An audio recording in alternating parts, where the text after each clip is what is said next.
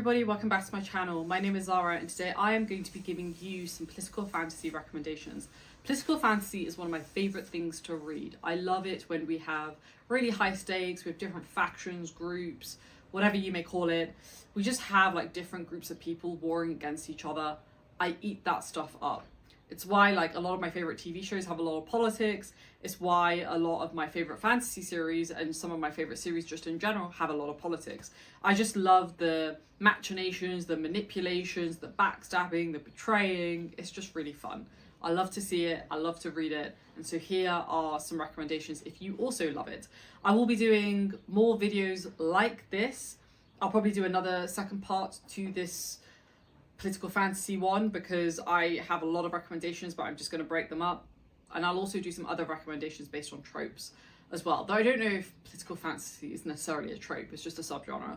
So I'll do other videos like this on other subgenres. If there's anything in particular that you would like to see, don't hesitate to let me know down below.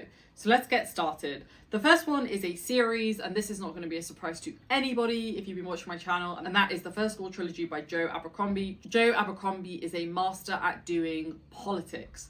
There are plot lines within plot lines. There are people betraying each other left, right, and centre. You never know whether you can trust a character.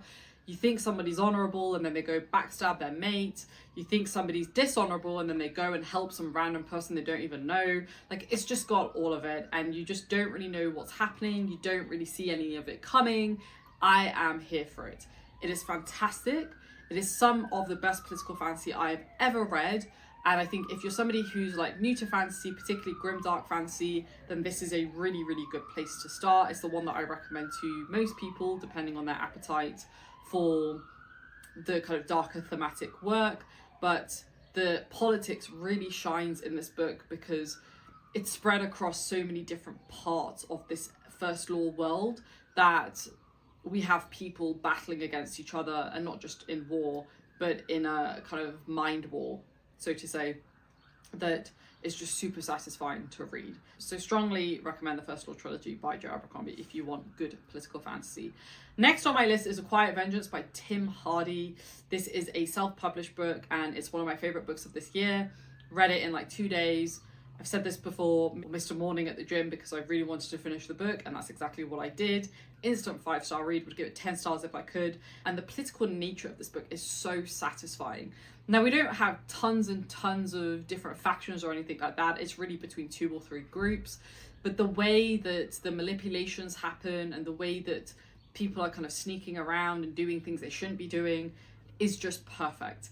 Tim has a real way with words, and I think he's really good at capturing the individual struggle that characters feel when they might have to potentially betray someone or betray a friend or betray someone that they like. And because we get that deep insight into the characters' struggles, we really feel the stakes of and the effect that betrayal and this kind of political machinations can have on a person. Because it's not an easy life to live. Being a manipulative person who is very political in nature is a good skill to have, arguably, but it's not necessarily good for the soul. And I think he illustrates that perfectly. Next is June and June Messiah by Frank Herbert. Now, I really loved June Messiah. I read it earlier this year. June was an okay read for me. I think it was decent, like as a sci-fi fantasy book goes. But June Messiah was the one for me that really, I just fell in love with it. And there's something about that book that I just really connected with. I think the thematic work was perfect. There is a lot of politics in both books. And I think Herbert does a really wonderful job of representing the different angles of why these people are doing what they're doing. And because we kind of understand, maybe not necessarily agree with, but because we can understand why they're doing what they're doing, it makes it harder, in my opinion, to kind of pick a side.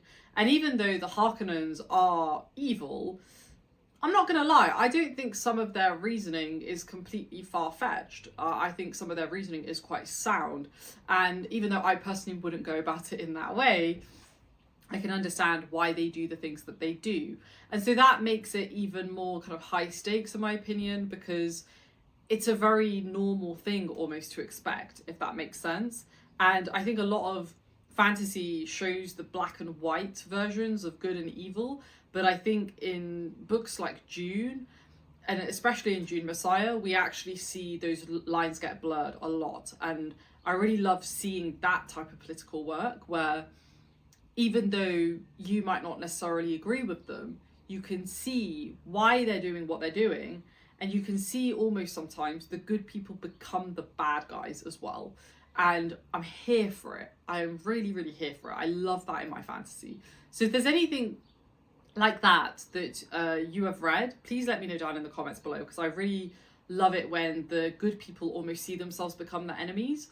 And I'm not saying that's necessarily what happens in Dune and Dune Messiah, but there are definitely tones of that I loved. Next, we have In the Shadow Room by Tony DeBaio. So Tony is a self-published author as well, and this is a African grimdark fantasy book following almost like a family drama, but in the context of a war. And it is fascinating. I cannot wait for book 2 whenever it comes out.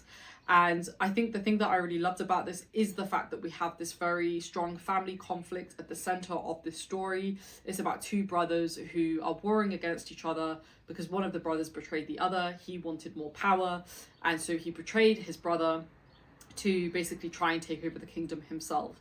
And I love family drama. I think some of the most compelling stories are about families fighting against each other, because it's a difficult one, right? Like, family is blood, right? But at the same time, family could also be the cause of downfall, because family is family. You know, you tend to know each other a lot more than random people. And so again, it kind of ups the ante a little bit. It ups the feeling of, oh shit, what's going to happen next? And I think Tony does a really fantastic job of capturing that inner conflict that you have.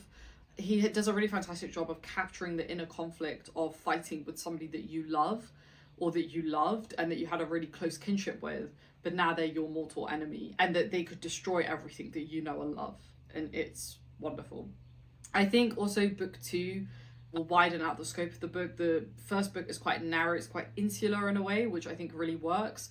I'm really hoping that book 2 will widen out the world a little bit, and I think we got some of that at the end of book 1. So I'm really excited to see how that plays out too, because I think it's just going to keep upping the stakes. All right, third book we have is a standalone, and I love this book. One of my favorite books of last year, and that is A Brightness Long Ago by Guy Gavriel Kay.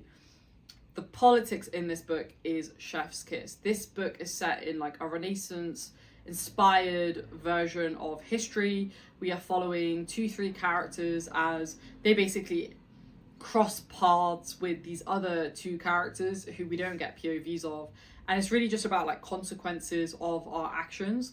The 2 kind of figures that we're following, Montecola and Folco de Courcy, they're such interesting characters, and I think they're based on figures or multiple figures of Renaissance history.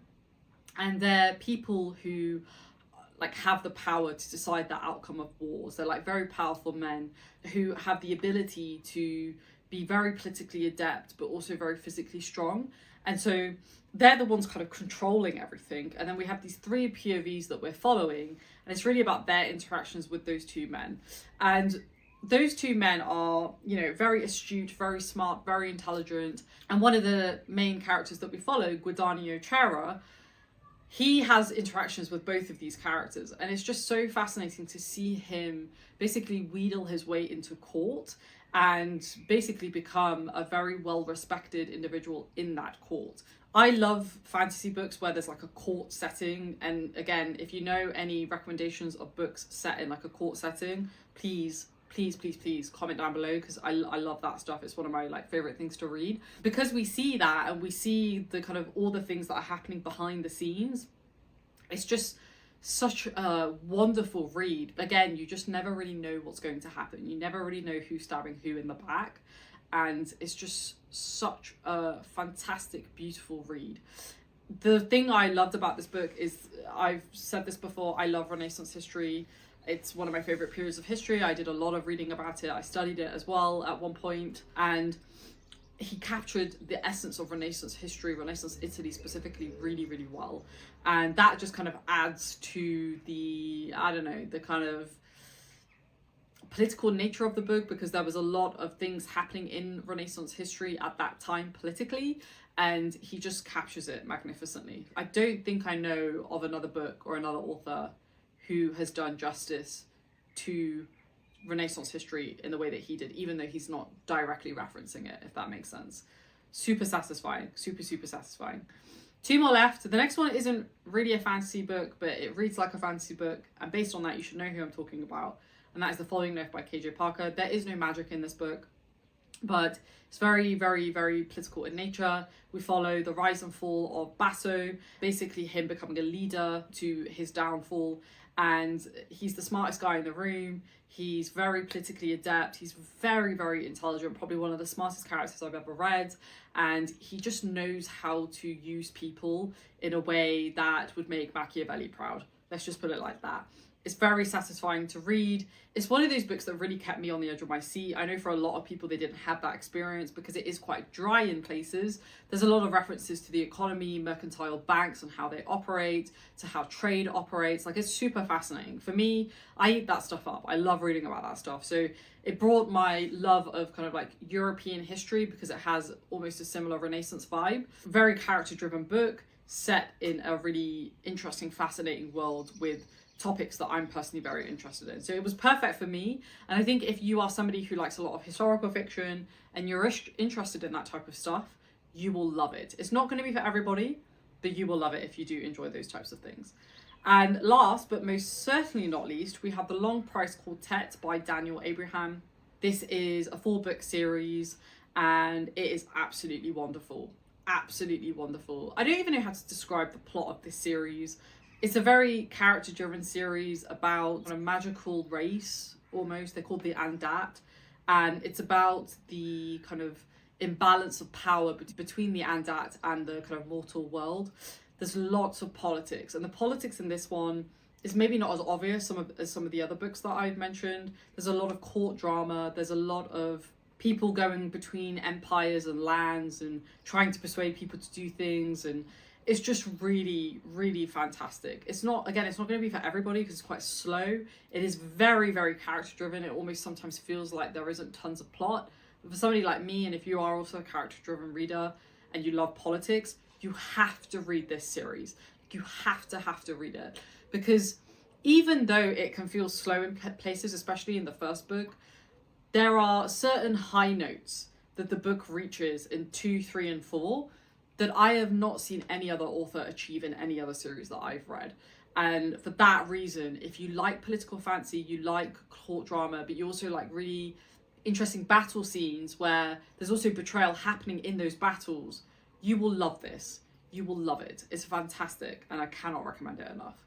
So there we go. Those are some political fantasy books and series that I recommend. I will do another part of this. If there are any that you can recommend to me, please do let me know. Let me know if it's a standalone or a series, because then that kind of helps me prioritize which ones I look at. But I love political fantasy. It's one of my favorite things to read. If it's kind of like Renaissance inspired or Renaissance vibes, even better. I also like Middle Ages kind of inspired historical fantasy. So if that's helpful, then great. But honestly, I'll take anything. Like, I just love political fantasy as a feature in my books. So definitely hit me down below if you have any recs. I hope you enjoyed the video. Stay safe, everybody. Take care, and I'll speak to you soon. Bye.